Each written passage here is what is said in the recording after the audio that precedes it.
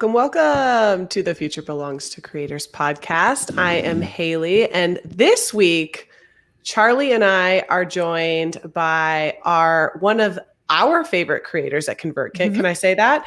Yes, Angel Marie, who is the creator educator at ConvertKit. And there are so many reasons that we wanted to have her on the show today, but she has like the biggest and best heart of like, I think anyone I know. And that is only one of the reasons. But Charlie and I have been talking quite a bit actually about how important it is for, I think since we work at ConvertKit, how important it is for people to know that ConvertKit is a company that is run by creators, and Angel embodies that probably better than anyone. And this last year, she has done so many things, to include she spent 6 months on the road and did that alongside her side hustle, alongside her full-time gig at ConvertKit. And so this conversation is going to be about travel, about side hustles, about her full-time work at ConvertKit, which is probably enough work for like 3 people doing that all while on the road.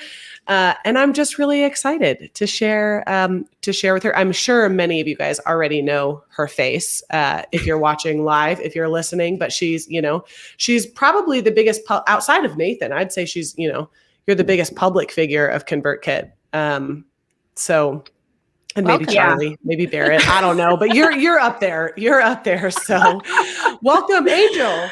Yes, for sure. Thank you, Haley. Thank you, Charlie. I'm super excited to be here and just diving into some good conversations. We were literally just chatting before we broadcasted live here just about traveling and how that journey has been, working full time while having a side hustle. And I realized, like, just in that conversation, I realized I haven't really openly talked about this yet. And I think it's kind of because I'm just getting done with 6 months of travel and trying to figure stuff out here back in Atlanta and get back into a whole different routine. So it's been crazy. It's been hectic. That's why I'm just super excited to chat all about it. It's gonna be good. Well, let's set the stage by you kind of outside of, I guess we can start with what you do with ConvertKit, but then kind of continue on. Yeah, let's list of all the things that you do, because I wrote a list and it's a long list. So I was like, wow, I didn't know she did that. Oh my gosh, she does that too. So let's give the people the list. Yes, well, this long, never-ending list. I love list. That's just, yeah. So first and foremost, I would say my priority is to run and host webinars to our community. So it could be people that aren't using ConvertKit yet, and then of course all of our current ConvertKit customers. So running the whole webinar production system that we currently have going frequently. Also running a lot of the creator education YouTube content, posting certain videos, making sure that it's aligning with the company's primary focus that month or that quarter. So managing that as well. And we just now started adding on an education lane of courses, which some of you might be aware of. So that is a whole different area in itself that we're still learning to make it sustainable. How can we constantly produce all of these different education channels that are I have to interrupt here really quickly though, because this is something that one of the things about ConvertKit that I love is that you can just like create a project and do the project. You're like, I think this is a good idea. That's what happened with creator sessions. That's what Angel is doing with these courses. But something that's important to note is that she did this while on the road. She created the course while on the road. She self-filmed all of this stuff. So our filmmaker, Henry, who I work with quite a bit on creator sessions, Henry was like, oh, Angel, she's running the teleprompter. She's doing all the things all alone. And that is like, so as she's like, kind of like, just like breezing through this, casually mentioning how challenging this was. She did this while on the road. Like, it's just amazing. It's amazing. It's so much work. It was a lot of work and just a major learning experience because, producing webinars or putting on and publishing certain YouTube videos is a whole area in itself. But if you add on, okay, what equipment can I travel with? Okay, courses are more, or they should be higher quality than the average YouTube video. So it's like putting all of that into play. And I've never launched a course. There's some things I'm doing with ConvertKit that I've just never done. So it's been this massive learning experience. And like I even reached out to one of our affiliates who travels full time. She doesn't have a stationary place. And I reached out to her asking for advice and was watching all these different videos and reading articles on what to do and how to do it. And it was tough, but definitely worthwhile. It was a crazy adrenaline rushing experience to film and produce the whole thing yourself. So anyone can do it. If I can do it, you can do it. All right. So that's just ConvertKit. Yeah, that's just ConvertKit. But let's talk about the travel. You were doing this travel for a very specific reason. We said at the start that, Angel has a big heart. She's probably one of the kindest people that we know. What sort of things were you doing as part of this travel? For the past for sure. So my reason behind it, I've always wanted to see the world, right? That's kind of the overarching reason, but just more in depth, I knew that I was going to go about this travel journey with the focus on growth, personal, emotional, and spiritual growth in general. And I'm the kind of person where I can get so, as most people, we can get so used to our comfort zone that it becomes hard to step outside of that so that you can grow in any area of your life. And I found myself getting there where I was so comfortable, everything was set. But I realized that when I'm there in that space, I start not being able to see opportunities to grow. So I was like, okay, what can it look like for me to do something I've always wanted to do, which was to be on the road and travel, but also being able to do that successfully where my full-time gig isn't in jeopardy, my side hustle isn't in jeopardy. So it took a while to figure all that out. But the reason why I was able to be persistent in figuring it out was because I knew I was so dedicated to that primary focus of like, spiritual and emotional growth. What can I learn? What can I take away just from stepping outside of my local comfort zone and doing this thing 6 months nonstop, literally hopping on a plane every 2 weeks. So definitely learned a lot. And a lot of it was service oriented. So Yes. what all did you do? Yep. So I dedicated a lot of time to volunteer on the weekends. So any new place that I went to, I would use a ton of different volunteer nonprofit organization that would connect people to volunteer opportunities in that area. And actually, one of our very own, Alicia, she runs one of those volunteer nonprofits, and she connected me with a lot of those things, which was great. So I worked with a couple of different nonprofits that had to do with food distribution and providing clothes to homeless, working with battered women. And one of my favorites was working at a horse therapy facility, yes! which oh my gosh, you don't know how much joy that literally just brought me that you said that. Yes. Continue. Yeah, I didn't even know that existed. Like when I saw that volunteer opportunity and I read about it, I'm like, what is this? Like that doesn't even, but I ended up having the opportunity to work with them for a couple of weeks, and it was amazing. Like just learning and understanding how animals have this huge part to play in therapy within humans. And even just apart from that, I mean, any volunteer opportunity I did, I learned, I wanted to kind of put myself in this selfless position. I feel like for me, I set really high aggressive goals for myself. But I am also very committed to staying humble. And one of the best ways that I can do that within myself is to volunteer and put others first and just get a feel for their perspective, their stories. And yeah, it's been amazing. Even the horses. Angel, that's amazing. Especially the horses. Yeah, especially the horses. This is what we're talking about, about Angel having a big heart. Yeah. No, I have a problem with buying animals or having animals at kind of inappropriate times, like in college when I was a Division I athlete. So I had like a bit of a schedule. I may have rescued a horse and then I owned a horse in college, but no, my brother passed away when I was a senior in high school, and I used him as it was true therapy for me. And so I can't speak enough to the value of the human horse connection or animal connection, even cats, not a fan, which but we know even Haley's cats. not a fan of. Seb sitting next to me will try not to be offended. Oh, that's funny. That's funny. So tell us more about, I'd love to hear more about the balance of like actually being on the road and navigating real work, ConvertKit life. You said you're writing an internal post actually for our team. So more people that have the desire to travel while having a full-time gig can do that. Yeah. But you obviously take that one step further where you're traveling and not just going out there and enjoying your time traveling, experiencing a new place. You're also managing a really not profitable, but like, actually, I don't know the answer to that. So I was good. A really like you have important and valuable. Yeah. Important and valuable side hustle. So talk about managing the wait, we didn't even cover the side hustle yet. Like, let's just do a quick what are the side hustles? Yeah. I love this conversation. So authentic. It's awesome. So my side hustle, it's called Beauty in the Making. And it's kind of a mix of both content creation and coaching that has to do with personal and business development.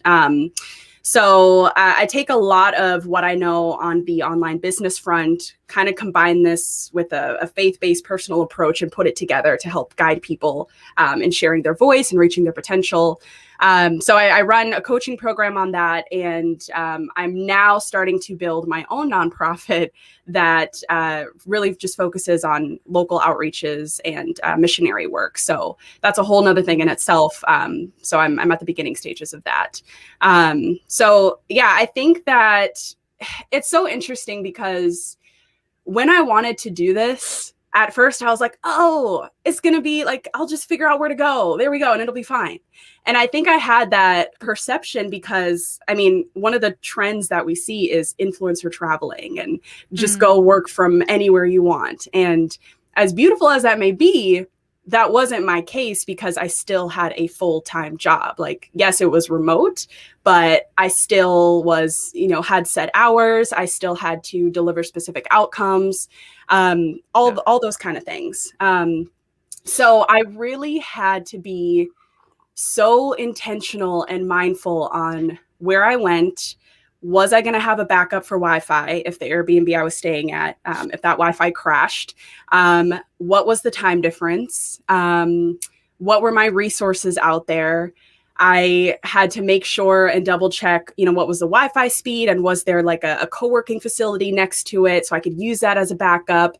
So all of these things that I had to be really intentional about, because although I was passionate about traveling and I'm passionate about my side hustle, I'm also very passionate about growing in my current role at ConvertKit. And I didn't want to jeopardize any of that, right?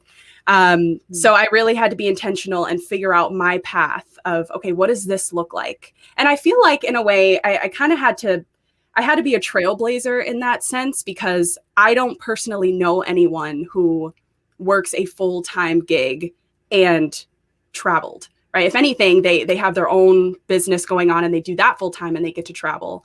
But for me, it's like, okay, I don't really know who to go to for guidance in this area. So what does it look like for me to be a trailblazer and to figure it out? And it was tough. It was hard, but because I was intentional and persistent in it and, communicative with my team about it, it ended up working really, really well, which was great. What are some of the things that you think made it work well? Yeah, I think being organized, which that's something that on the day-to-day I can struggle with. And that's just because when there's so much to do and there's a never-ending to-do list, it can be tough to stay organized. But I mapped out 6 months of travel 6 months before it all started. So I was way ahead of the game in figuring out where I'm going, when I'm going, getting the flights, and being so like over the top to the point where these Airbnb hosts were probably annoyed with me. But I would you're like, show me your speedtest.org yes. or whatever. That's literally what I would say. I'd be like, can you go to speedtest.net and just send a screenshot of what that is? And they're probably like, please just go elsewhere. But I had to do that. Like I needed to make sure that I could do this successfully. So I would constantly message them, what's the speed? What's this? And just because they would confirm that it was a high enough speed, I always made sure I had a plan B. And I think that's also what allowed this to work. So for example, I had a situation, I was visiting Arizona, and their Wi-Fi was so good, but it always crashed. So if I didn't have a plan B, then that would look bad on my part, not just for my full-time gig, but also the people that expect me to show up on coaching calls in my side hustle. So, when that situation happened, because I planned and was organized in it, I just walked to a co-working facility that was literally a 10-minute walk away and used that every day. So it's again, it's just that intentionality and planning on like, okay, this is the plan, but if for some reason this does not work, what is your backup? So that all the people that are depending on you to show up for them and deliver specific outcomes, they're not looking at you crazy, or they're not looking at you like, I told you this wasn't going to work. And I think that's what kept me motivated, is I did not want to hear the I told you so. I needed it to work for myself and for what I was trying to accomplish just by traveling. And because I had that mindset, it worked. I can totally relate to that with so I haven't done what you do, which is like, travel constantly for 6 months, but something I usually do is go and spend at least a month in New Zealand once a year so that I can spend time with my family. And that I live in Spain, for everyone who doesn't know that. So that's like a long journey. That's why I want to spend so long there in the country. But New Zealand time zone versus the US time zone, where most of the ConvertKit team is, like, that meant that I had to wake up pretty early for meetings, where I would be waking up at like 4:30 a.m. for a 5 a.m. meeting. That's really early. But like you, I was like, no, I'm going to make this work. Like, I will wake up on time. I will be there at that meeting, because I don't want anyone to say to me, this isn't working. Like, I feel like maybe, you should take vacation time for this instead. I wanted to make it work, the remote work. Travel exactly. Yeah, exactly. And that was my exact same mindset, especially like you said, Charlie, just specific meetings to show up for. And even in my role hosting webinars, we always host them at a specific time because that works best for us. And even though I lead that channel and I can change up certain things, it's not fair for me to change up that time to cater to me and my situation, right? So if I choose to travel, if I choose to do this thing, then what does it look like to still, do my job well and show up when I need to? So yeah, and I was prepared. I was going to go to Europe, specifically Germany, for a while, but borders are still closed and all that stuff with the pandemic. But I was prepared to host webinars at 8 p.m. 8 o'clock at night, Germany time, because we go live. Charlie's on meetings at 8 p.m. Like, yeah, she's like, that's normal to me. Yeah. For me, I'm like, oh God, 8 p.m. See, that's how I feel. And that's so funny because I totally noticed your face, Charlie. I'm like, that's normal. What do you mean? Yeah, I ask her consistently though. I'm like, what time did you start work today? Like what time, just making sure. What time did you start work today? Something else that, that I've struggled with when doing remote work on the road, I found personally that my side hustles take a back seat. I'm really curious to hear from you how that went, because, just managing a full-time job and a side hustle is enough in and of itself. But then you add in travel, you're wanting to be there and actually see the city you're in. Khan asked a question about that we should get to in a bit. But how did your side hustles go while you were on the road? And did you notice a difference between when you had a permanent base in Atlanta? Absolutely. And that's I would say that's the best way to put it is it's about making certain sacrifices if you choose to prioritize something else in the forefront. So it's like, okay, when I had a stationary place here in Atlanta, my two primary focuses work-wise was, of course, ConvertKit and my side hustle. And I was doing well. I was monetizing it. Everything was going good, upping my content game. But it's like, okay, now I want to switch gears during the season of my life and prioritize traveling. And I would say at first I was like, I can manage ConvertKit and my side hustle and traveling, just being really unrealistic, thinking I could just do everything to the max at once. But through actually experiencing it, it's like, okay, because I prioritize this, that means I'm sacrificing something else. And that's not a bad thing. I think it's just being aware and realizing what you can and can't take on in that season. So I definitely go ahead, Haley. I was gonna say, what's interesting though, as I'm hearing you talk through this and you think about all the things that you were doing while you were traveling, right? You might not have been creating content for your side hustle. You probably were in some ways, but not ways that you monetized, right?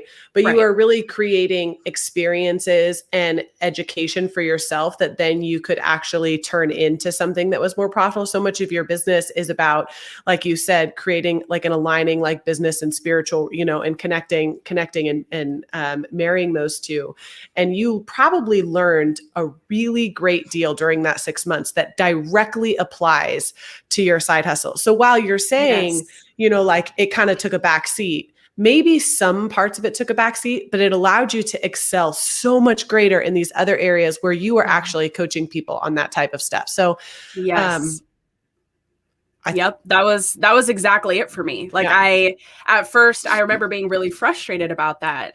Within my first month, I started to realize I couldn't do as much as I wanted to do in my side hustle in that season. And at first I was like, this is really frustrating. I don't want to show my audience that, hey, you're being put on the back burner right now. I didn't want that. I'm all about people and constantly being selfless. But I realized that I had to be a little selfish in this season because I was looking to grow. And out of that growth was going to come something much bigger in what I could teach my audience and what I could bring their way. How ironic though is it that you're saying you were being selfish while you were on while you were serving on the weekends, right? Just highlighting that, because you might have been to these, and this is a good point because we grow these audiences, right? And they come to expect things from us, right? Yep. And so you might be saying, I'm being selfish in protecting my time and my growth, but ultimately you were being selfless, right? That's what you were doing. And so if you look at the two like it's ironic. They obviously clash, but ultimately like you were growing and being selfless and serving a community that wasn't even your own community. Right. Yeah. Which I think is probably one of the, it's amazing because I mean, I do have a heart to serve, but I want to serve in the community I live in my mind. Right. But I wonder how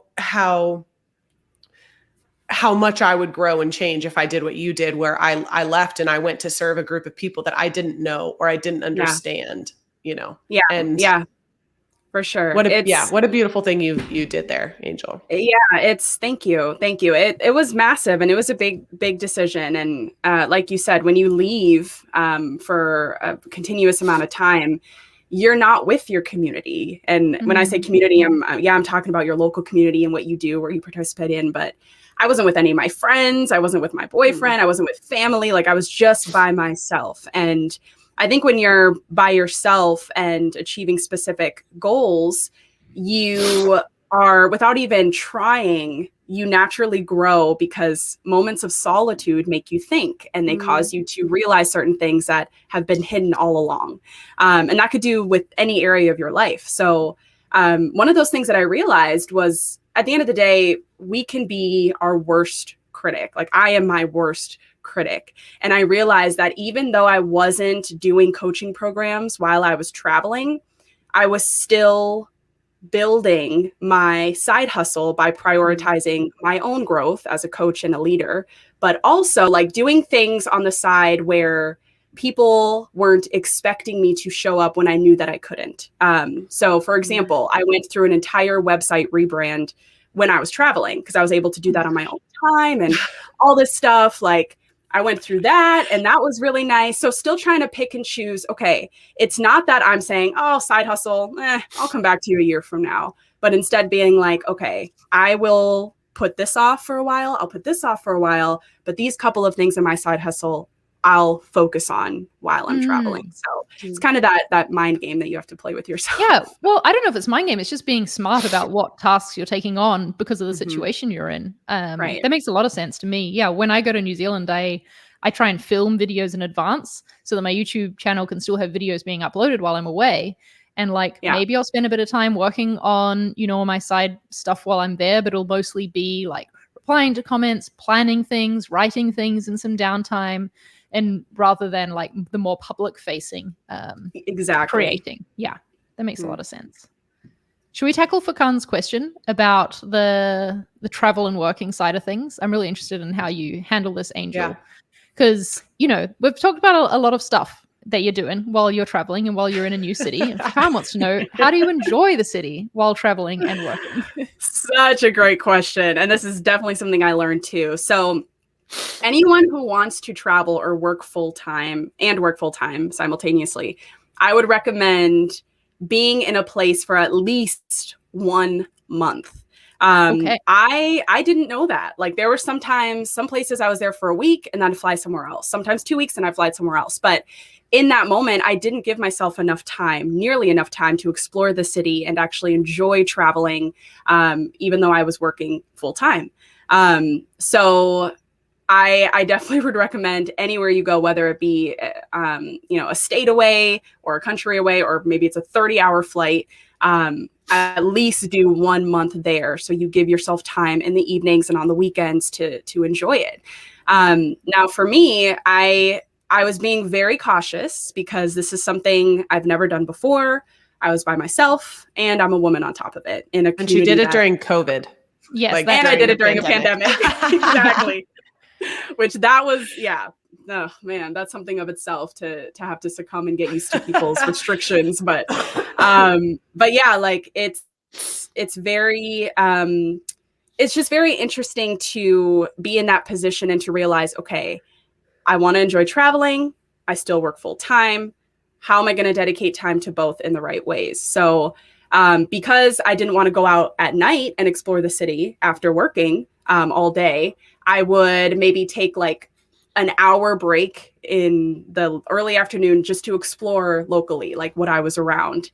And then on the weekends, I would plan, all day Saturday, all day Sunday, what am I going to do to explore? So for me, I like a routine of, working remotely, obviously on the weekdays from 9 to 5, 10 to 6, whatever. And I was able to keep that consistent and still be able to enjoy the city on the weekends, which, was great. I had all day and I had more free time in that sense. So, I would, that's why I recommend being there for at least a month, because that gives you 3 to 4 full weekends. I can't even do math. What is that? Like at least 8 full days. Go back to elementary school, Angel. Yeah. Gives you at least 8 full days to explore whatever city or country you're at, which for me, that worked. And it was great. But yeah, it's really just all about that balance and being mindful. And another piece of advice, I could not allow myself to get into a vacation headspace. Like any new place I went to, it is so easy to be caught up in like, oh, this is new. I can chill. I can relax. This is vacation. Like, it's so easy to do that. And I had to force myself not to, because if I did, I would be taking away focus from a priority thing in my life, which was my full-time gig or my side hustle. So I had to tell myself, I'm like, okay, Angel, like, teach yourself every time you're in a new place. This is exciting. You'll have time to explore. But right now, be grateful that you got here safely and work.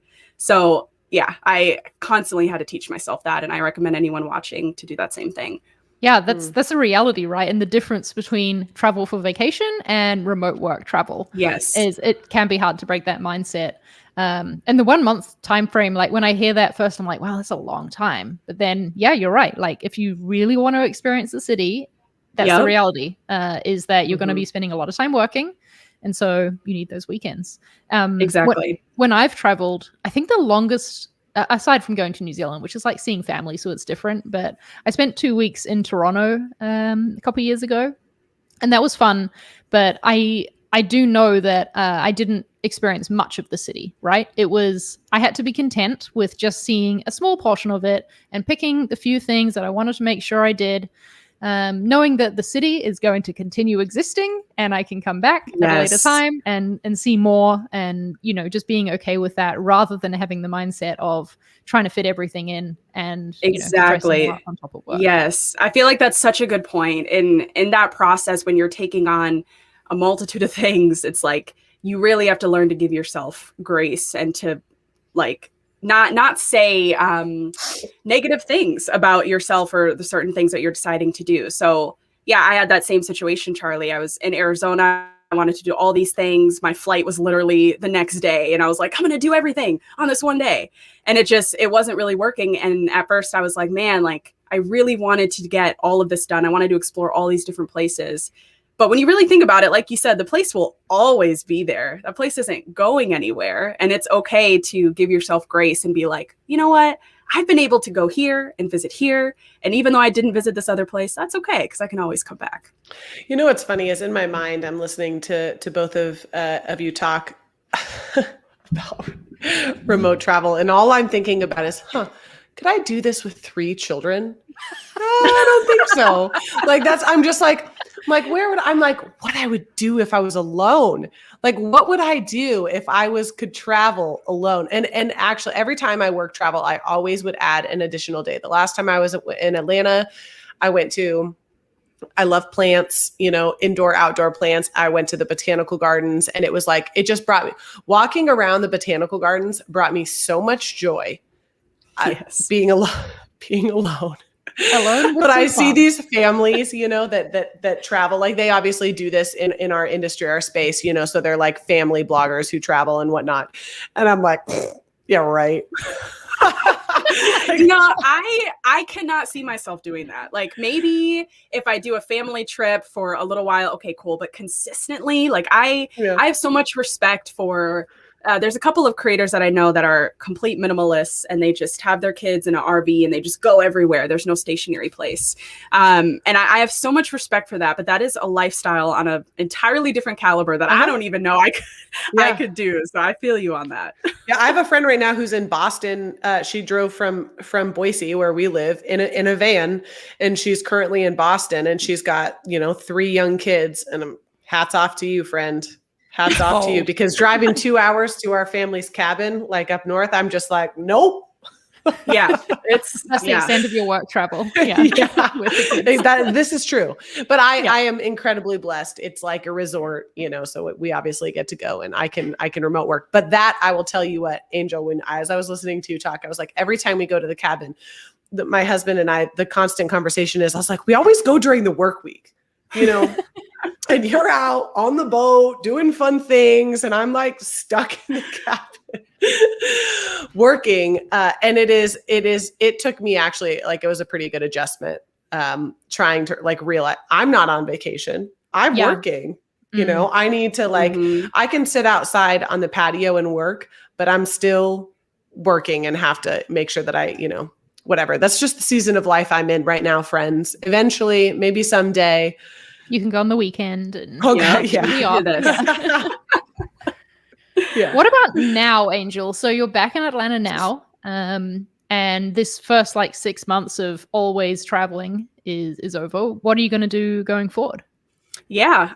So I am really just looking forward to getting a stationary place again. I think that would be something that anyone misses, is just, that consistent home, that consistent community.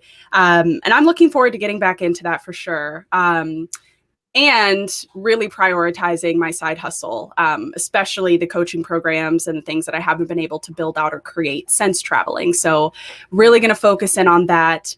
I think depending on your role, so my role, it's a lot of production. It's a lot of YouTube videos and camera lights, all this stuff. And I had to figure out how to minimize that to fit in this giant backpack while traveling. So I cannot imagine that. That I rely on so much of that same stuff, I cannot imagine trying to do my role traveling. So just if I had a hat, I would take it off to you. That's just amazing. Thank you. Yeah, it took some time to figure out, but I remember the first thing I did, I went on Amazon and I got this multi-purpose giant backpack that could fit camera equipment and 2 different MacBooks and all this other stuff. When I tell you, I'm sure my back is broken at this point because so much stuff to carry. But worth it, worth it. If you want to travel, just be prepared to break your back. No, I'm just kidding. That's the moral of this episode. There we go. Right. Yeah.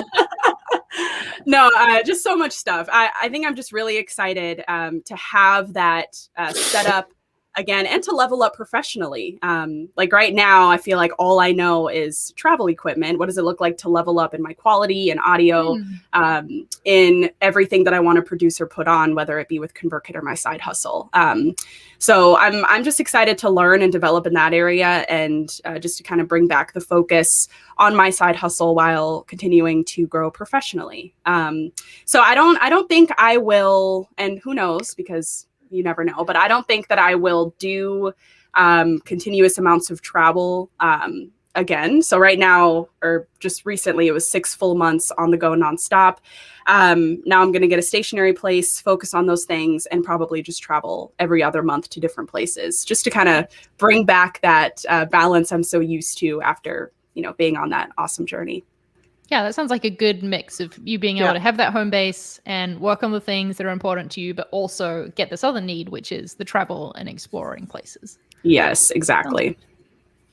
Yeah. Cool. This has been such a fun episode, Angel. I really, I swear every time we talk, I just can't believe your age. I think you're just you're so wise. You're well beyond your years from a career perspective, in my opinion. Same. I just think you organize your time, and you just bring a lot of life to our company. And I'm so grateful that you're part of our team. And I've loved this conversation. It's been so fun. Thank you. Yeah, it's been fun to be on here. When you had messaged me to be on here, I was like, have I ever been on the Future Belongs to Creators podcast? And I'm like, this whole time I haven't? Okay, it's time. So I'm glad we can do this. And I'm sure we'll have you back many a time in the future as well. Yes, I'm excited. Great topics ahead. Yeah, very fun. Well, friends, usually I make some awkward sign off, and I'll just stick to that. I think time's up. We will see you next week. Oh, wait, actually, Charlie, did we have somebody that we wanted to feature from the community? Yeah, we wanted to give a quick shout out to Nathan Lowell. I think that's how I'm saying your name right. Has been just such a great contributor to the ConvertKit community for the past 6 months, apparently. That's a long time to be like giving into a community, you know. He's a writer with multiple degrees and is just always making great posts in the community and contributing lots to others and making them feel heard and encouraging them as well. So thank you, Nathan, for everything that you do for the ConvertKit community. Yeah. Awesome. Thanks, friends. Thank you, and Nathan. We'll see you guys next week. It'll be back with myself, Charlie, and our regular host, Miguel. See you then. All right. Bye, guys. Bye.